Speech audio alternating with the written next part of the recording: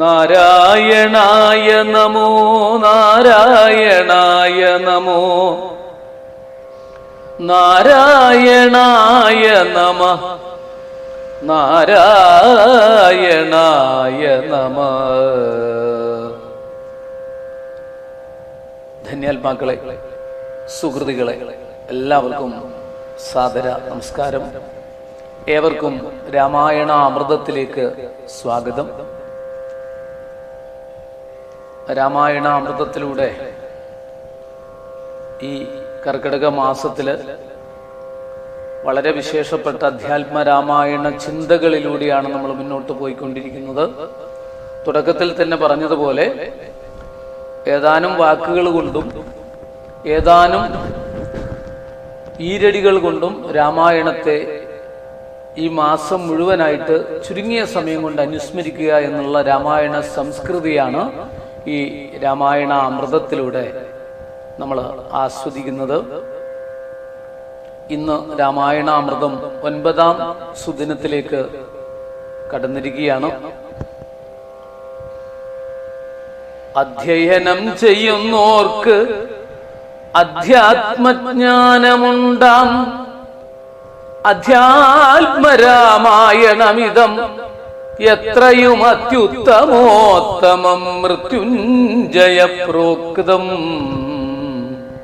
അധ്യയനം ചെയ്യുന്നവർക്ക്, പഠിക്കുന്നവർക്ക്, ശ്രദ്ധിക്കുന്നവർക്ക്, ശ്രവിക്കുന്നവർക്ക് അധ്യാത്മജ്ഞാനം ഉണ്ടാക്കുന്നതാണ് ഈ അധ്യാത്മരാമായണം. മനുഷ്യനിലെ പ്രേമമാണ് ഈശ്വര ഭക്തി. ഇതാണ് രാമായണത്തിലൂടെ കാണിച്ചു തരുന്നത്. നമ്മുടെ മനസ്സിനെ ഈശ്വരനുമായിട്ട് ചേർത്ത് വെക്കുന്ന, ആ ഒട്ടിപ്പിച്ച് നിർത്തുന്ന ആ പശയാണ്, ആ പ്രേമമാണ്. അതിനെയാണ് ഈശ്വര പ്രേമം എന്ന് പറയുന്നത്. അതാണ് ഈശ്വര ഭക്തി. അതായത് ഭൗതിക വിഷയങ്ങളോട് നമുക്ക് തോന്നുന്ന പ്രേമത്തെ, അല്ലെങ്കിൽ അനുരാഗത്തെ, അല്ലെങ്കിൽ മനസ്സിന്റെ ആ സ്നേഹത്തെ, ആ ഭാവത്തെയാണ് നമ്മൾ പ്രേമം ഇതൊക്കെ പറയുന്നതെങ്കിൽ ഈശ്വരനിലേക്ക് അത് തിരിച്ചുവിടുമ്പോൾ അതിനെ പറയുന്നത് ഭക്തി എന്നാണ്. അജ്ഞാനമാണ് ഏറ്റവും വലിയ ശത്രു, ജ്ഞാനമാണ് ഏറ്റവും വലിയ ബന്ധു. സമ്പത്ത്, അറിവാണ് ഏറ്റവും വലിയ ബന്ധു എന്ന് രാമായണം ബോധ്യപ്പെടുത്തി തരുന്നു. രാമായണത്തിന്റെ തുടക്കം തന്നെ ലോക ഗുരുവായ ശ്രീ പരമേശ്വരനിൽ നിന്ന് തന്നെയാണ് എന്ന് നമുക്ക് ഉമാമഹേശ്വര സംവാദത്തിലൂടെ കാണിച്ചു തരുന്നു. അപ്പൊ രാമനാമം ജപിക്കാൻ വേണ്ടി, സന്ധ്യക്ക് രാമനാമം ജപിക്കാൻ വേണ്ടി നമ്മളെ ഓരോരുത്തരെയും പ്രേരിപ്പിക്കുന്നത് രാമന്റെ നാമത്തിലൂടെ. രാമനാമം സഹസ്രനാമത്തിന് തുല്യമാണ്, അത് ജപിക്കൂ. നമ്മുടെ ഉള്ളിലുള്ള ആ ചൈതന്യം തന്നെയാണ് രാമൻ എന്ന് നമുക്ക് ബോധ്യപ്പെടുത്തി തരുന്നത് സാക്ഷാൽ ലോക ഗുരുവായ ശ്രീ പരമേശ്വരനാണ്. ശ്രീ പരമേശ്വരനാകുന്ന ഹിമാലയത്തിൽ നിന്നും പൊട്ടിപ്പുറപ്പെട്ട് കീഴ്പോട്ട് അങ്ങനെ ഒഴുകി ഒഴുകി രാമായണമാകുന്ന ആ സമുദ്രത്തിൽ ചെന്ന് ലയിക്കുന്ന അധ്യാത്മ രാമായണമാകുന്ന ഗംഗാനദി, അത് 3 ലോകത്തെയും പരിശുദ്ധമാക്കുന്ന വിശേഷപ്പെട്ട തീർത്ഥമാണ്, ശുദ്ധീകരിക്കുന്നതാണ്. തത്വവിചാരം കൊണ്ടും ഭക്തി പ്രകടനം കൊണ്ടും സമുദ്രം പോലെ ആഴവും പരപ്പും കൊണ്ടും വിശാലമാണ് ഈ രാമായണം. അങ്ങനെയുള്ള വിശാലമായ രാമായണത്തെ നമ്മൾ വളരെ ചെറിയ രീതിയിലാണ് 32 ദിവസങ്ങളിലായിട്ട് സമീപിക്കുന്നത്. സംക്രമം മുതലാണ് ആരംഭിച്ചത്. ഈശ്വരൻ മനുഷ്യരുടെ ഇടയിലേക്ക് ഇറങ്ങി വരലല്ല, പിന്നെ മനുഷ്യൻ ഈശ്വരങ്കലേക്ക് ഉയരലാണ് ഒരാൾക്ക് ആവശ്യം. നമ്മുടെ മുന്നിലേക്ക് ഈശ്വരൻ ഇങ്ങനെ വന്നതുകൊണ്ട് കാര്യമില്ല. നമ്മൾ ഈശ്വരത്വത്തിലേക്ക് ഉയരുകയാണ് വേണ്ടത്. അല്ലാതെ ഈശ്വരൻ മനുഷ്യനായിട്ട് അവതരിച്ച് നമുക്കെല്ലാം കൊണ്ടുതരുന്ന ഒരാളായിട്ട് മാറിക്കഴിഞ്ഞാൽ നമുക്കെന്താണ് യോഗ്യതയുള്ളത്? അതുകൊണ്ട് ഈശ്വരൻ മനുഷ്യനെ പോലെ ആയിത്തീരലല്ല, മനുഷ്യനെ പോലെ നമ്മൾ പിടിച്ചു നിർത്തലല്ല ഈശ്വരനെ വേണ്ടത്. ഈശ്വരനെ നമ്മുടെ ആവശ്യത്തിന് വേണ്ടിയിട്ട് ഒരു ഏജന്റാക്കി മാറ്റുകയല്ല വേണ്ടത്. നമ്മുടെ കാര്യം നടത്തി തരുന്നില്ലെങ്കിൽ ഈശ്വരന്റെ പ്രഭാവമില്ല, അല്ലെങ്കിൽ ഈശ്വരനെ ഒന്നിനും കഴിവില്ല, കൊള്ളില്ല, എന്താ ഈശ്വരൻ ഇങ്ങനെ ആക്കിയത് എന്നൊക്കെ ചോദിക്കുന്ന സമാജത്തിലാണ് ഈ ഒരു സന്ദേശം. മനുഷ്യനെ പോലെ ഈശ്വരൻ ആകലല്ല, അതായത് മനുഷ്യൻ ഈശ്വരനെ പോലെ ആകലാണ്. അതാണ് നമ്മുടെ ആവശ്യം, ഈ സമാജത്തിലെ ആവശ്യം. അതാണ് നാമജപത്തിലൂടെ പഠിപ്പിക്കുന്നത്. കലിയുഗം നാമജപത്തിന്റെ യുഗമായതുകൊണ്ട് പ്രത്യേകിച്ചും ഈ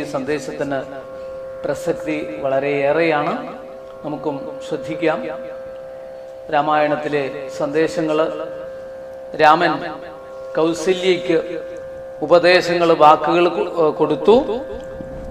ദൃഢനിശ്ചയത്തോടു കൂടിയിട്ട് പുറപ്പെടുന്നു. ഉത്തമപുത്രനാരാണ്, മധ്യമപുത്രനാരാണ്, അധമപുത്രനാരാണ് എന്നൊക്കെയുള്ള കാര്യങ്ങൾ പറഞ്ഞു. താതൻ പറയാതെ കാര്യങ്ങൾ അറിഞ്ഞു ചെയ്യുന്നവനാണ് ഉത്തമപുത്രൻ. പിതാവ് പറഞ്ഞത് നിറവേറ്റുമെന്നവൻ മധ്യമപുത്രൻ, അധമപുത്രൻ പറഞ്ഞാലും ചെയ്യാത്തവൻ. ഇങ്ങനെയൊക്കെയാണ് ആ നിയമങ്ങളായിട്ട് പറഞ്ഞിരിക്കുന്നത്. മാത്രവുമല്ല, ശ്രീരാമചന്ദ്രസ്വാമി പിതാവിന് വേണ്ടി എനിക്ക് ചെയ്യാൻ ആകാത്തതൊന്നുമില്ല എന്ന് പറഞ്ഞു.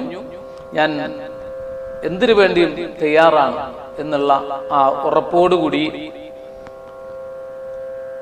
സന്തോഷത്തോടുകൂടി രാജ്യത്തെയും സീതയെയും എല്ലാം ഉപേക്ഷിക്കാൻ ഞാൻ തയ്യാറാണ്, ധനത്തെയും പ്രാണനെയും ഉപേക്ഷിക്കും. ഭാഗവതത്തിൽ പറയുന്നു, ത്യക്ത്വാ സുദുസ്ത്യജ സുരേപ്സിത രാജ്യലക്ഷ്മീം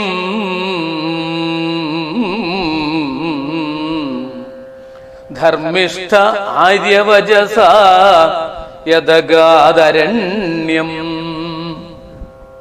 ഇവിടെ ലക്ഷ്മണൻ അച്ഛന്റെ പ്രവൃത്തിയെ എതിർക്കുന്ന ഒരു സന്ദർഭം വന്നു. അച്ഛന്റെ വാക്കുകൾ തന്നെയാണ് ലക്ഷ്മണനെയും പ്രേരിപ്പിച്ചത്. ദശരഥ മഹാരാജാവ് എന്താണ് പറഞ്ഞതെന്നറിയോ? ഞാൻ സ്ത്രീജിതനായ കാമുകനായതുകൊണ്ട്, ആ സ്ത്രീ പറയുന്നത് കേട്ടു, അതിനടിമപ്പെട്ടുകൊണ്ട് ഞാൻ നഷ്ടപ്പെടുത്തി കളഞ്ഞത് എന്റെ ശ്രീരാമനെയാണ്. സാക്ഷാൽ ജഗദീശ്വരന്റെ സ്വരൂപമായിട്ട് അവതരിച്ചതെന്ന് മനസ്സിൽ ഉറപ്പിച്ച ആ ശ്രീരാമനെ ഞാൻ നഷ്ടപ്പെടുത്തി കളയുന്നു. രാജ്യം, ജനങ്ങളുടെ ആഗ്രഹങ്ങളെ മുഴുവൻ ഞാൻ നിഷേധിക്കുന്നു. ഒരു രാജാവിന് ചേർന്നതല്ല, ഞാൻ അധമരാജാവാണ്, പേരിൽ മാത്രമേ ഉള്ളൂ. എന്നെ പിടിച്ചു കെട്ടുക, ഞാൻ തെറ്റിച്ചകാരനാണെങ്കിൽ പിടിച്ചു കെട്ടാൻ യുവരാജാവായ രാമൻ അധികാരമുണ്ട്. അതുകൊണ്ട് രാമ, എന്നെ പിടിച്ചു കെട്ടി അധികാരത്തിലേക്ക് കയറണം എന്നൊക്കെ പറഞ്ഞുകൊണ്ട് സ്വന്തം തെറ്റിനെ ന്യായീകരിക്കുകയല്ല ചെയ്തത്. ഞാൻ ചെയ്തത് തെറ്റാണ്, അങ്ങേയറ്റത്തെ തെറ്റാണ് എന്നുള്ള നിലയ്ക്ക് പറഞ്ഞ സമയത്ത് ലക്ഷ്മണൻ അത് ഏറ്റുപിടിച്ചു. ശ്രീരാമൻ അത് ഉൾക്കൊണ്ടു, ഏറ്റുപിടിച്ചില്ല. തന്റെ കർത്തവ്യം താൻ നടത്തുക, മറ്റുള്ളവർ എന്ത് എന്ന് നോക്കാതെ ചെയ്യുന്ന ഭാവത്തിലൂടെ കൃത്യമായിട്ട് ചെയ്യുക, ആ ഉത്തരവാദിത്വം ചെയ്യുക. അല്ല, നാട് മുഴുവനും കല്ലും മുള്ളും ഇല്ലാതാക്കിയിട്ട് നമുക്ക് യാത്ര ചെയ്യാൻ പറ്റില്ല.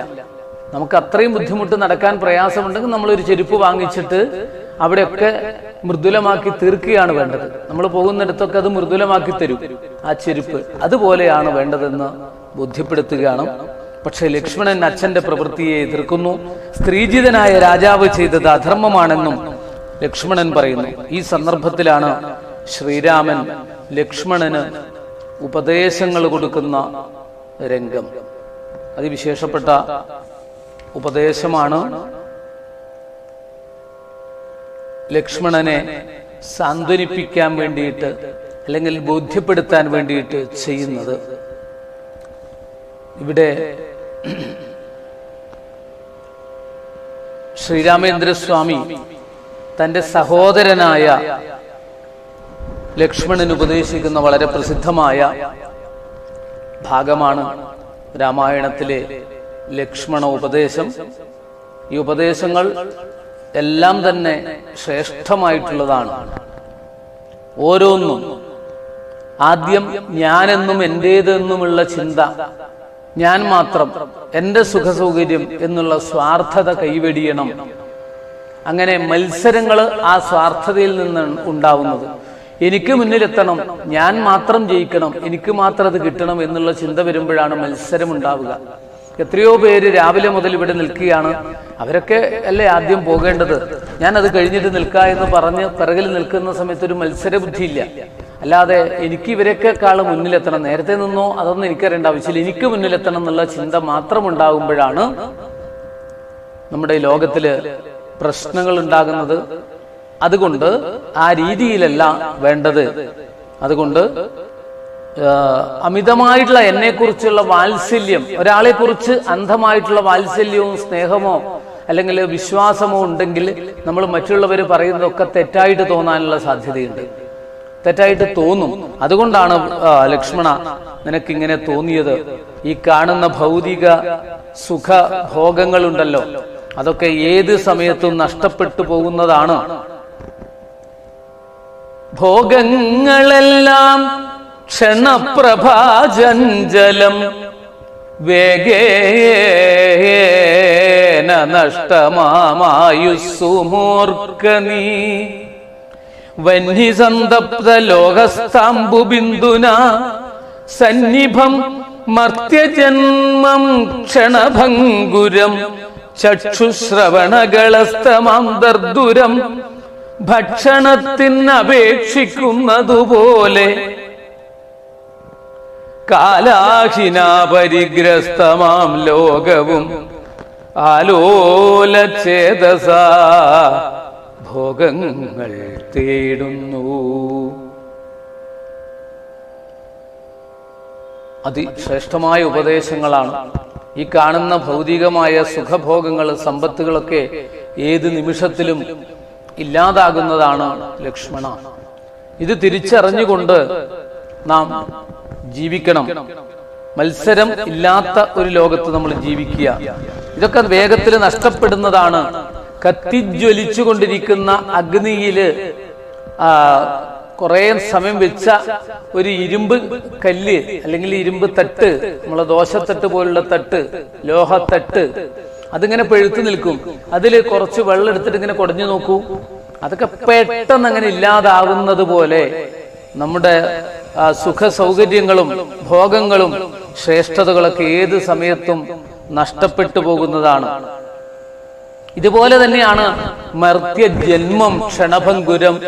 മർത്യജന്മം കിട്ടിയിടുവാൻ എത്ര ഭാഗ്യം വേണം, വ്യർത്ഥമാക്കിയിടല്ലേ ജന്മം ചത്തിടുന്നതെന്നോ.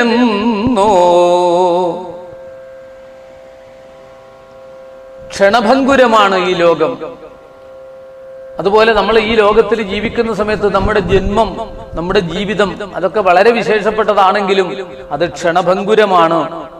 ഈ ഒരു പാമ്പിന്റെ വായയിൽ ഒരു തവളയുണ്ട്. ആ തവളയെ പകുതി പാമ്പ് വിഴുങ്ങിയിട്ടാ ഉള്ളത്. അതിങ്ങനെ നിലവിളിക്കുന്നു. അപ്പോഴാണ് ആ കുളത്തിന്റെ മറുഭാഗത്തുനിന്ന് ഒരു തവള നിലവിളിക്കുന്നത്. എന്താ, അതും പാമ്പിന്റെ വായിലായിരുന്നു, മറ്റൊരു വലിയ പാമ്പിന്റെ വായിലാണ്. പക്ഷേ രണ്ടും പാമ്പിന്റെ വായിൽ നിന്ന് ഏതാണ്ട് വിഴുങ്ങിയിട്ട് തീരാറായ അവസ്ഥയിലാണ്. പക്ഷെ ഒരു തവള പറയുന്നു, ഞാൻ ഇറങ്ങട്ടെ, ഉടനെ നിന്നെ രക്ഷിക്കില്ലേ, നീ എന്തിനാ ഇങ്ങനെ ബഹളം വെക്കുന്നത് എന്ന് പറയുകയാണ്. ഇതുപോലെയാണ് ലോകത്തിന്റെ അവസ്ഥ. ആർക്കും രക്ഷിക്കാൻ സാധിക്കുന്നില്ല. നാം കൊതിക്കുന്നതല്ല കിട്ടുന്നത്, നാം വിധിക്കുന്നതാണ് കിട്ടുന്നത് എന്നുള്ള തിരിച്ചറിവ്.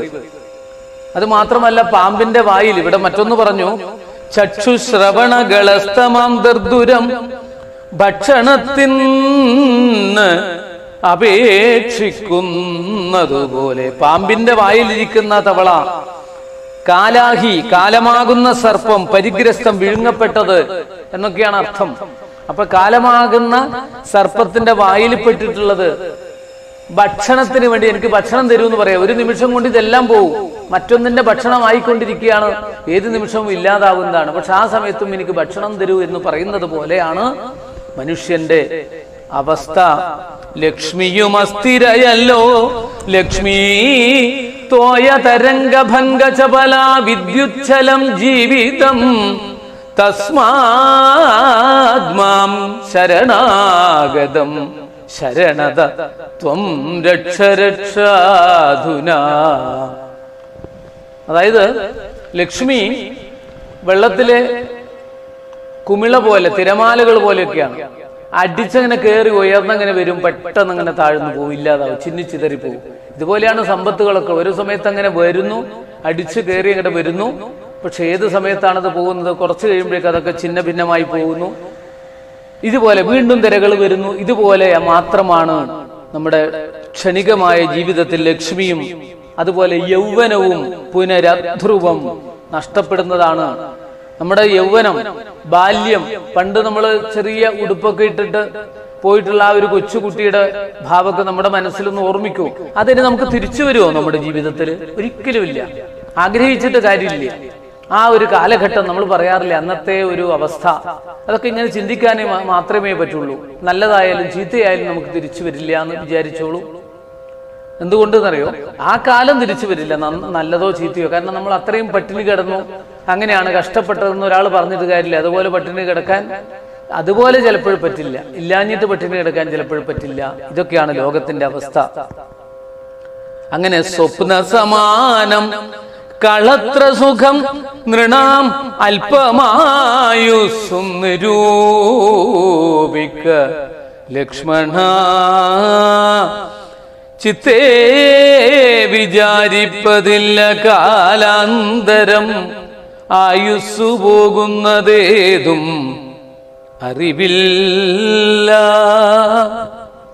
ചുടാത്ത കുടത്തിൽ വെള്ളം ഒഴിച്ചു കഴിഞ്ഞാൽ അത് എപ്രകാരമാണോ ചോർന്നു പോകുന്നത്, നമ്മൾ അറിയാതെ ചോർന്നു പോകുന്നത്, അതുപോലെയാണ് നമ്മുടെ ജീവിതത്തിലും സംഭവിക്കുന്നത്. ഈ ഒരു തിരിച്ചറിവ് നമുക്ക് ഓരോരുത്തർക്കും ഉണ്ടാകണം. ഇങ്ങനെയുള്ള ഈ ഒരു കാലഘട്ടത്തില് നമ്മൾ എന്തിനാണ് ലക്ഷ്മണ?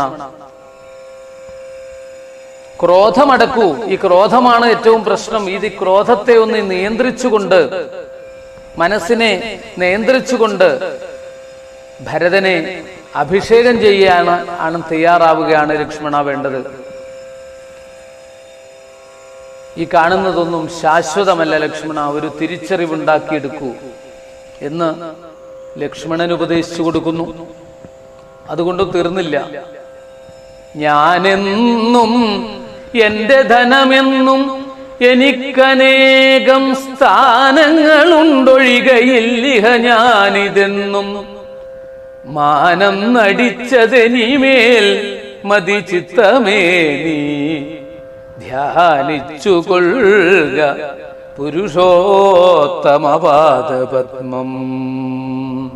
ഞാൻ എന്റെ ധനം, എന്റെ സമ്പത്ത്, കേമത്വം എന്നൊക്കെയുള്ള ആ ചിന്താഗതികൾ വിട്ടുകൊണ്ട് ഈ മനുഷ്യ ജന്മത്തിന്റെ നിസ്സാരത മനസ്സിലാക്കിക്കൊണ്ടും ഈ കിട്ടിയ സമയം വളരെ വിശേഷപ്പെട്ടതാണെന്നുള്ള ആ ഗൗരവം ഉണ്ടാക്കിക്കൊണ്ടും ജീവിക്കുകയാണ് വേണ്ടത്. തമ്മിലടി കൂടുക, വിരോധിക്കുക, വെറുപ്പുണ്ടാക്കുക, ഇതിനു വേണ്ടിയിട്ടല്ല വിശേഷപ്പെട്ട മനുഷ്യജന്മം നമുക്ക് കിട്ടിയിട്ടുള്ളത്. ദുർലഭോ മാനുഷോ ദേഹോ.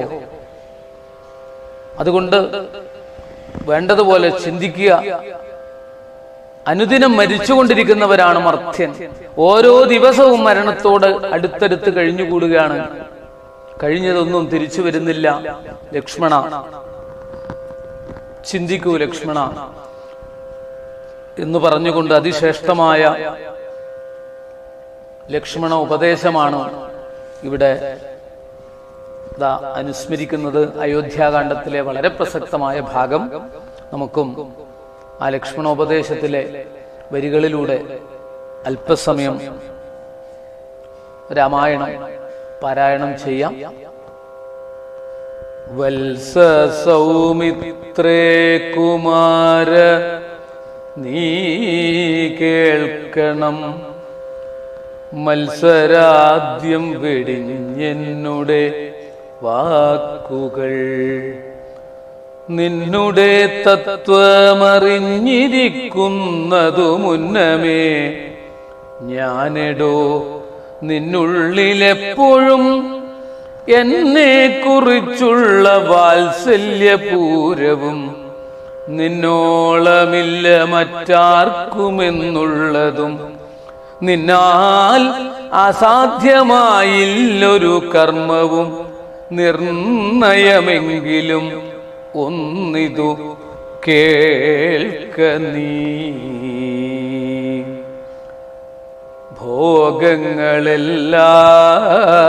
ഭോഗങ്ങളെല്ലാം ക്ഷണപ്രഭാചഞ്ചലം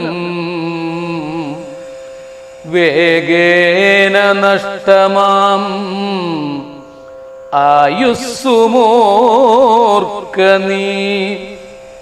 വന്യസന്തപ്ത ലോകസ്ഥാംബുബിന്ദുന സന്നിഭം മർത്യജന്മം ക്ഷണഭംഗുരം ചക്ഷുശ്രവണകളസ്തമാം ദർദുരം ഭക്ഷണത്തിനപേക്ഷിക്കുന്നതുപോലെ കലാഹിന പരിഗ്രസ്തമാം ലോകവും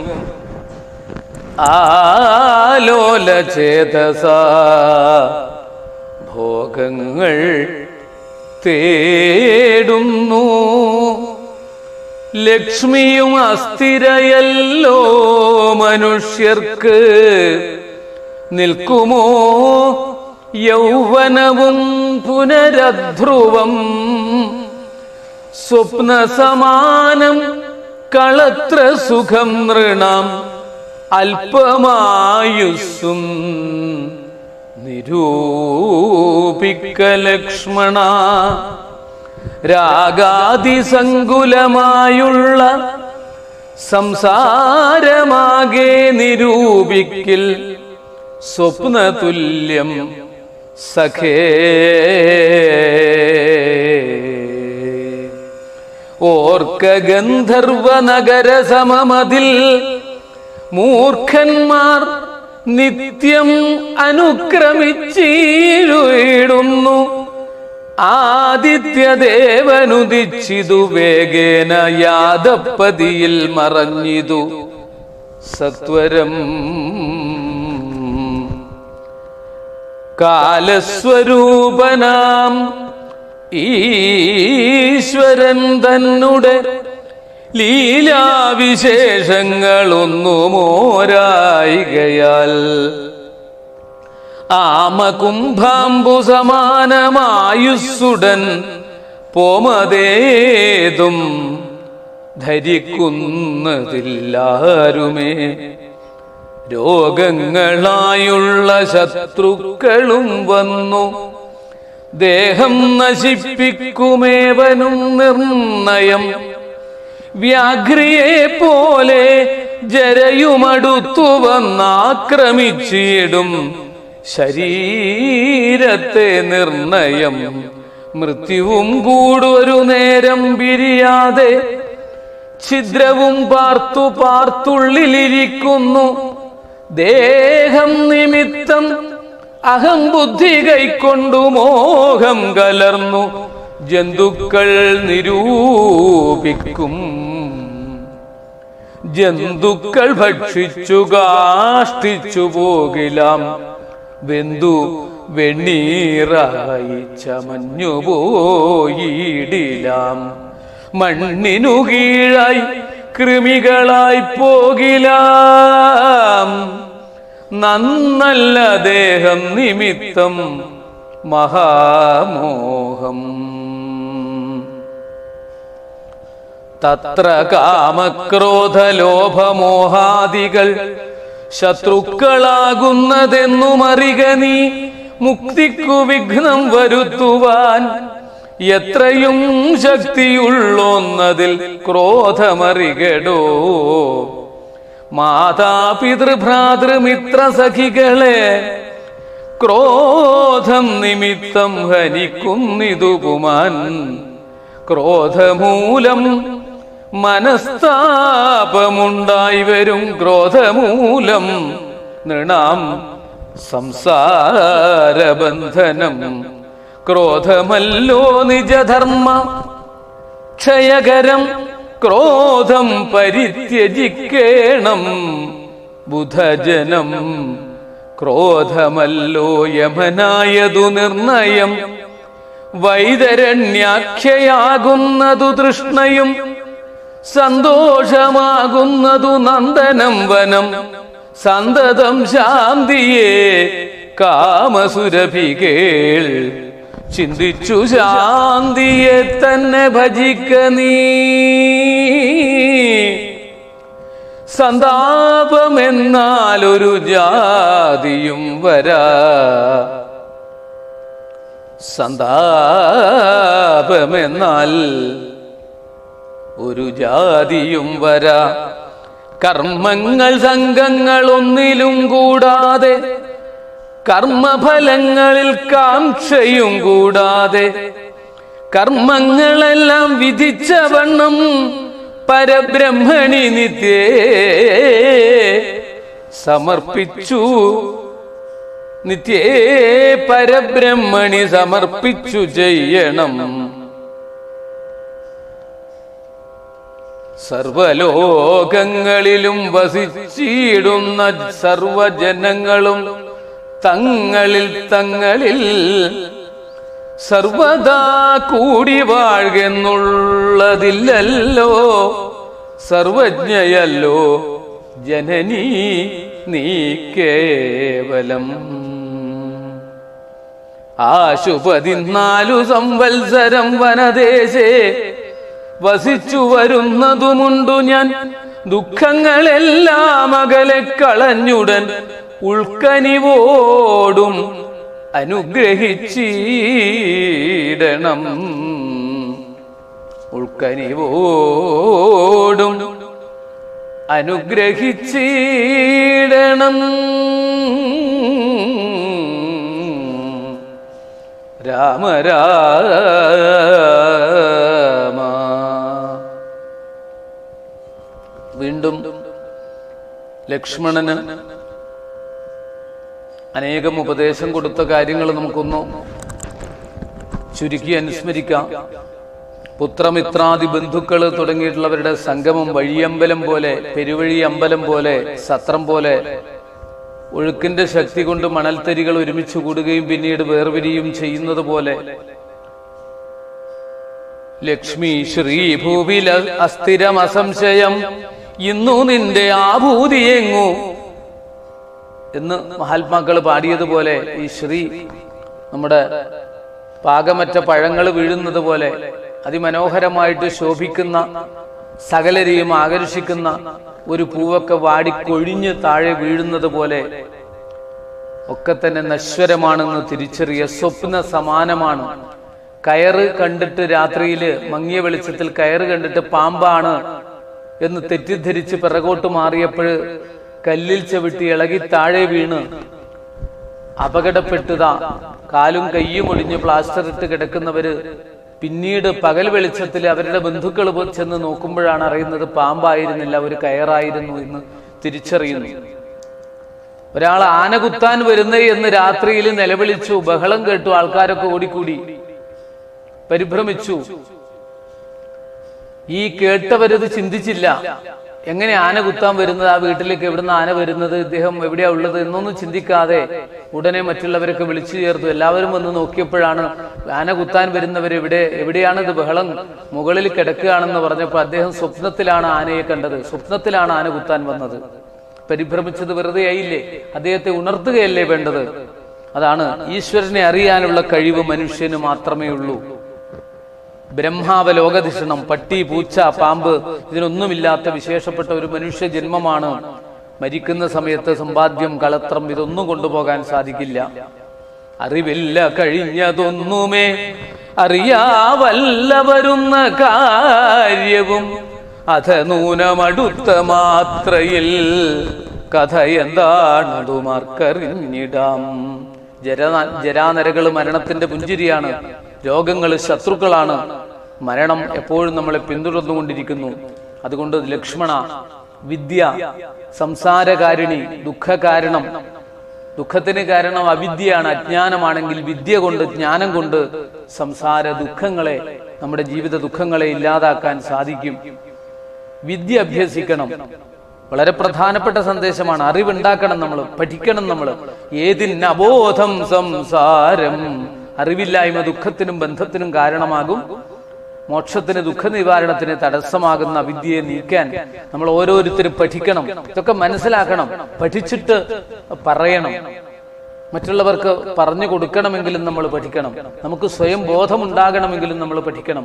പഠിച്ച വിദ്യ മറ്റുള്ളവർക്ക് പകർന്നു കൊടുക്കുക എന്നുള്ളതാണ് ഏറ്റവും വലിയ ദക്ഷിണ. എന്ന് പറഞ്ഞാൽ ഒരിക്കലും കളവ് ചെയ്യപ്പെടാത്ത, അല്ലെങ്കിൽ കള്ളൻ കട്ടുകൊണ്ടുപോകാത്ത സമ്പത്ത് വിദ്യ എന്ന സമ്പത്താണ്. വിദ്യാധനം സർവധനാൽ പ്രധാനം എന്ന് പറഞ്ഞതുപോലെ, ധനാൽ പ്രധാനം എന്ന് പറഞ്ഞതുപോലെ നമുക്കും വിദ്യ പ്രദാനം ചെയ്യാൻ സാധിക്കുകയാണെങ്കിൽ ഏറ്റവും ശ്രേഷ്ഠമാണ്. പിന്നെ നരകത്തിലേക്കുള്ള 3 വാതിലുകളിൽ ഏറ്റവും പ്രധാനപ്പെട്ട കവാടം, വാതില് ക്രോധമാണ്. അത് പരിത്യജിക്കണം. നമ്മൾക്ക് വിധിച്ചിരിക്കുന്ന കർമ്മങ്ങളെല്ലാം, സ്വധർമ്മങ്ങളൊക്കെ വേണ്ടതുപോലെ അനുഷ്ഠിക്കണം എന്നൊക്കെ പറഞ്ഞ് ലക്ഷ്മണനെയും അമ്മയെയും സമാധാനിപ്പിച്ച് അനുഗ്രഹത്തോടെ വനവാസത്തിന് പുറപ്പെടുകയാണ് ശ്രീരാമചന്ദ്രസ്വാമി. ലക്ഷ്മണൻ പുറപ്പെടുന്നു. സീതാദേവി സഹധർമ്മിണിയാണ്. അഗ്നി സാക്ഷിണിയായിട്ട് അഗ്നി ഹോമകുണ്ഡത്തിന്റെ സമീപത്ത് വെച്ച് കൈപിടിച്ച് ആ സാക്ഷി ആക്കിക്കൊണ്ട് എല്ലാ ധർമ്മത്തിലും ഒരുമിച്ച് തന്നെ ഉണ്ടാകുമെന്ന് കൈപിടിച്ച് പ്രതിജ്ഞ ചെയ്തിരിക്കുന്ന ആ പ്രതിജ്ഞ അത് നിറവേറ്റണമെങ്കിൽ ഞാൻ അങ്ങയുടെ ഒപ്പം വരണം, എങ്കിലേ പതിവ്രതയാവൂ എന്ന് പറഞ്ഞുകൊണ്ട് സീതാദേവിയും പുറപ്പെടുന്നു. രാമായണത്തിന്റെ ഗതി തന്നെ ഇവിടെ മാറുകയാണ്. ഈ സമയത്ത് സുമിത്ര ലക്ഷ്മണന് ഉപദേശിക്കുന്ന ചില ഉപദേശങ്ങള്, അതും ഒരു തരം ലക്ഷ്മണ ഉപദേശമാണ്. കാരണം അങ്ങനെ ഉപദേശിച്ച് ഇതാ കടക്കുന്നു.